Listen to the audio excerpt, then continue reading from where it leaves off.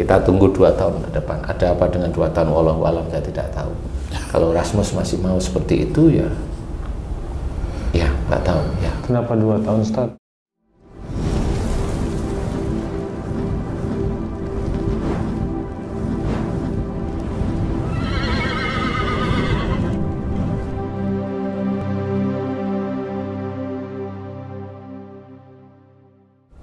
Bismillahirrahmanirrahim. Assalamualaikum warahmatullahi wabarakatuh. Waalaikumsalam warahmatullahi wabarakatuh. Para pemirsa dan sahabat beriman dimanapun berada, alhamdulillah kita jumpa lagi di Ustadz Danu Official Channel bersama saya Tung. Apa kabar semua? Semoga kita selalu dalam lindungan Allah Subhanahu wa Ta'ala. Amin. Sahabat beriman, kami sudah bersama guru kita Pak Ustadz Danu. Assalamualaikum Pak Ustadz. Waalaikumsalam warahmatullahi wabarakatuh. Assalamualaikum Bang J. Waalaikumsalam Pak Tung. Kali ini kita akan membahas satu masalah yang terjadi beberapa waktu yang lalu Pak Ustadz, Bang J. Di negara Swedia itu ada seorang manusia yang bernama Rasmus Paludan. Dia melakukan satu tindakan yang menurut saya cukup keji dan tidak masuk akal sehat, di mana beliau itu membakar Al-Quran. Oh, jangan beliau ya. Dia membakar kitab suci orang Islam, Al-Quran itu dibakar, entah kenapa, mungkin dia tidak cocok dengan pikirannya atau negara lain yang tidak mau mendukung negara dia dalam satu kegiatan politik. Akhirnya Rasmus Paludan ini manusia 41 tahun dan dia juga termasuk ekstremis sayap kanan di negara itu, membakar Al-Quran. Nah, Al-Quran ini kan bukan milik satu golongan atau satu negara gitu Pak Ustadz, sehingga itu melukai banyak umat Islam, dan beberapa negara muslim juga melakukan tindakan protes kepada negara itu, termasuk negara kita juga melakukan protes terhadap tindakan yang dilakukan oleh dia itu. Nah, kami mohon pencerahan dari Pak Ustadz, apa yang sebaiknya kami lakukan sebagai seorang muslim di mana kitab suci Al-Quran dibakar di sana. Mohon Pak Ustadz pencerahannya. Ya. Bismillahirrahmanirrahim. Assalamualaikum warahmatullahi wabarakatuh. Waalaikumsalam warahmatullahi wabarakatuh. Amin ya rabbal alamin. Jadi memang Swedia memang sejak lama tidak terlalu tertarik dengan Islam, cuma karena keadaan aja dia bisa mencoba untuk menjaga jarak dengan negara-negara yang mayoritas Muslim. Tapi negaranya memang ya seperti itu. Makanya si Rasmus Paludan itu memang pada saat demo, kalau saya nggak salah dengar, dia minta izin negaranya dan diizinkan untuk membakar Quran. Nah, itulah Swedia. Dan itu menyakiti hati semua umat muslim di seluruh dunia, termasuk saya. Cuma kalau saya berbicara begini bukan berarti saya nggak emosi, cuma tetap harus tenang. Jadi negara kita negara hukum dan kita tidak bisa melampaui. Kalau mau protes, bolehlah protes, silahkan, tapi jangan menjadikan kalau protes itu di depan konsulat Swedia, silahkan, tetapi jangan menyusahkan negara kita sendiri. Intinya, kalaupun umpamanya si Rasmus Paludan ini sudah membakar Al-Quran, ini kayaknya yang kedua kali. Ya, betul.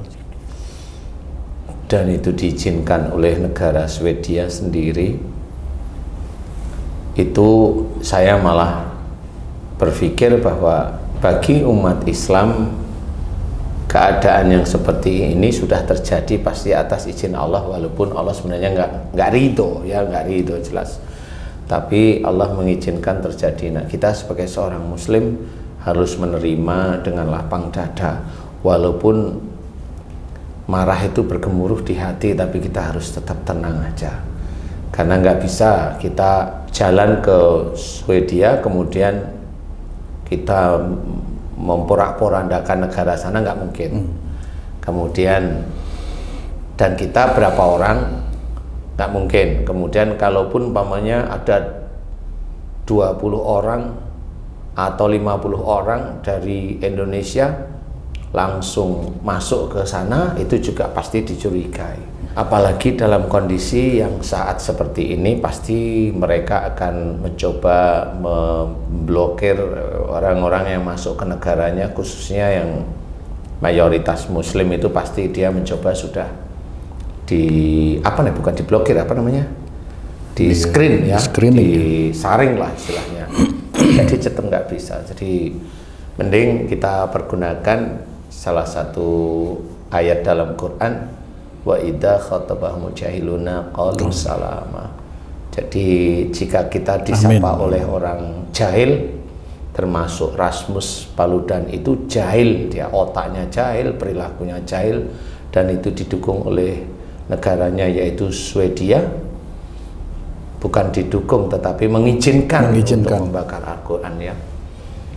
Dan kita disuruh oleh Allah Ta'ala, palu salama, katakan dengan penuh keselamatan. Amin, amin, amin. Jadi boleh kita mendoakan, seluruh umat Islam mendoakan agar Rasmus Paludan diselamatkan oleh Allah Ta'ala. Amin, amin. Amin ya Rabbal. Diselamatkan itu bukan orang selamat menurut manusia itu yang mau tabrakan nggak jadi tabrakan, bukan seperti itu. Mengguling mobilnya dia selamat, nggak cacat, bukan seperti itu. Selamat menurut Allah Ta'ala banyak. Bisa aja dia dibikin cacat oleh Allah Ta'ala. Amin. Bisa aja dia dibikin macam-macam selamatnya dia. Jadi kita doakan jangan emosi, jangan meledak yang melebihi batas, nggak perlu, gunakan itu saja. Mudah-mudahan itu bisa menjadikan pereda kita. Doain aja, fokus. Semua orang Islam mendoakan Rasmus Paludan agar nisab timbangan dosanya itu dipenuhi oleh Allah Ta'ala. Amin. Dan juga terus-menerus nisab atau timbangan dosanya itu dipenuhi oleh Allah. Doain terus nisabnya, timbangan dosanya dipenuhi oleh Allah Ta'ala, baru didoakan berikan Rasmus Paludan selamat ya Allah, amin. Amin, cukup amin ya seperti Rabbal. itu. Biar nanti Allah yang mengatur selamatnya bagaimana. Kalau kira-kira dilihat selamatnya cacat, entah cacat mulutnya, entah cacat mentalnya, entah cacat, itu haknya Allah Ta'ala, itu selamatnya. Ya siapa tahu nanti kalau memang dilihat 2 tahun ke depan itu dia masih bakar Quran, ya kita lihat aja. Bisa aja nanti saudara-saudara kita yang masih jengkel dengan Rasmus Paludan menuju Swedia, menetap di sana, kemudian mencoba bekerja, kemudian dia susun rencana untuk menyelesaikan, ya monggo. Karena ada orang-orang yang hidupnya memang untuk seperti itu, ya ada. Kalau memang seperti itu ya monggo, kalau saya ya monggo aja, silahkan. Tapi intinya harus hati-hati, kita tidak boleh terpancing dengan Rasmus Paludan karena hubungannya dengan antar negara. Tapi kalau kita gunakan Allah Ta'ala, Allah menyuruh tadi dalam salah satu firman Allah dalam surat Al-Furqan, coba aja. Kalau memang iman kita cukup, insya Allah sampai. Tidak perlu dengan marah. Kalau jengkel ya saya tetap jengkel. Melihat Quran dibakal ya saya jengkel. Marah ya marah, tapi enggak terlalu ini, marah aja. Ya ini pasti takdir yang harus kita sikapi, bahwa ujian yaitu dari para dajjal itu sudah muncul, ya jangan ikut panas. Jengkel lah, serahkan sama Allah itu. Wallahu a'lam. Ustaz, ini yang menarik adalah Rasmus Paludan ini membakar Al-Quran. Kenapa dia tidak misalnya makanan Turki dibuang-buang, karena dia kesalnya kan sama Turki, karena negaranya belum bisa masuk NATO karena Turki belum mengizinkan. Kenapa Al-Quran justru yang tertarik yang dibakar, nggak khas Turki apa makanannya atau lain-lainnya, kenapa Al-Quran gitu Ustaz? Iya, saya juga tidak tahu karena Rasmus nggak ngomong sama saya, saya nggak tahu. Cuma menurut otaknya dia yang saya anggap itu gila itu ya, dia menganggap Turki itu Muslim, padahal di Turki itu orang Nasrani banyak. Ya, orang Nasrani banyak, orang non Muslim juga banyak. Tapi memang dia memang nggak suka dengan Islam. Nah, barangkali Turki juga belum mengklirkan Swedia itu untuk masuk NATO ya karena memang negaranya sendiri dengan Islam itu seperti Islamofobia ya, jadi ketakutan yang luar biasa terhadap Islam, tetapi sebenarnya nggak terlalu, karena yang nakal-nakal itu ya orangnya, bukan Islam. Ajaran Islam nggak ada yang nakal. Kalau orangnya ya macam-macam, namanya orang kan ya macam-macam ya. Insya Allah seperti itu. Jadi salahnya si Rasmus itu adalah harusnya yang dia bakar itu apa, itu yang khusus yang memang ada di Turki gitu ya, boleh ya istilahnya. Jadi tidak menyinggung umat Islam seluruh dunia. Itu nanti kalau yang marah itu umpamanya si Islam Caef, umpamanya dicari beneran ya. Kemudian Kamsat seperti itu, yang ahli-ahli bela diri ya dicari beneran ya. Atau siapa itu yang sudah turun gunung itu, siapa namanya itu? Si Ikel itu siapa namanya itu? Yang baru pensiun terakhir sama Lek Gregor itu, Lek Gregor kalah Khabib. Itu Khabib Nurmagomedov. Iya. Itu ya kalau turun dicari aja lah ya, sekali-kali itu memang harus dikasih pelajaran. Jadi intinya salahnya si Rasmus itu di situ. Jadi dia ya, tapi bukan persoalan itu ya, memang orang Swedia rata-rata begitu. Karena negaranya memang tidak mendukung sebenarnya. Alih-alih dia kan bebas berekspresi, seperti itulah yang disebut. Ya kalau istrinya itu presidennya ya di itu kan itu bebas berekspresi.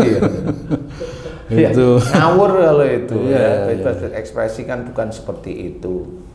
Kalau bebas berekspresi karena negaranya itu rakyatnya nyoret-nyoret benderanya ya jangan dihukum kalau seperti itu. Tapi ini ada undang-undangnya, gundulmu. Iya, dia menimbulkan kegaduhan dunia gitu. Iya. Ya, nanti kita lihat 2 tahun ke depan aja lah. Mudah-mudahan umat Islam tidak bangkit kemarahannya mensweeping orang-orang Swedia, kan seperti itu Pak Ustadz ya nanti. Iya kan kisruh jadinya itu gara-gara ya, mudah-mudahan nggak terlalu terpancing, tapi ya gimana lagi ya, mudah-mudahan kita umat Islam jangan terlalu terpancing ya, itu ujian aja dari Allah Ta'ala yang memang pasti Allah pasti marah, cuma ya kita sendiri harus menahan. Kita tunggu 2 tahun ke depan. Ada apa dengan 2 tahun? Wallahu alam, saya tidak tahu. Kalau Rasmus masih mau seperti itu ya nggak tahu ya. Kenapa 2 tahun Ustaz? Wallahu alam.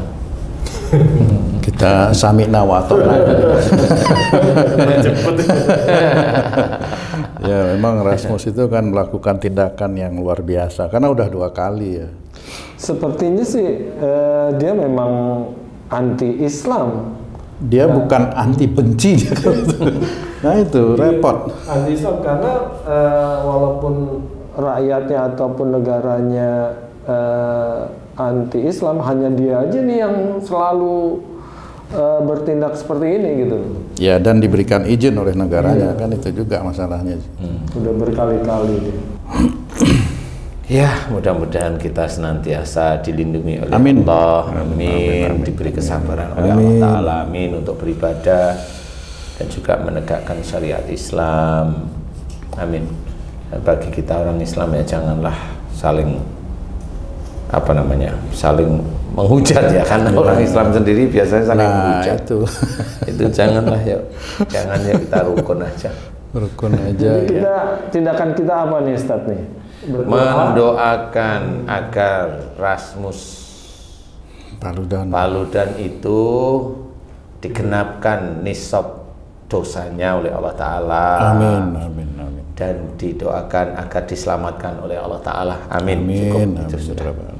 Sudah, nah, kita belajar sabar aja. Karena segelintir dari orang-orang yang nggak berguna, nggak usah terlalu emosi. Nanti kita tunggu aja permainan Allah ya. Wallahu a'lam. Baik, terima kasih banyak Pak Ustadz pencerahannya kali ini untuk kasus pembakaran yang terjadi di Swedia. Sahabat beriman dimanapun berada, demikianlah tadi pencerahan dari guru kita Pak Ustadz Danu terhadap satu kasus yang sudah terjadi di Swedia, di mana kitab suci umat Islam dibakar. Mudah-mudahan ini bisa memberikan manfaat bagi kami. Sami'na wa ta'na ya Pak Haji ya.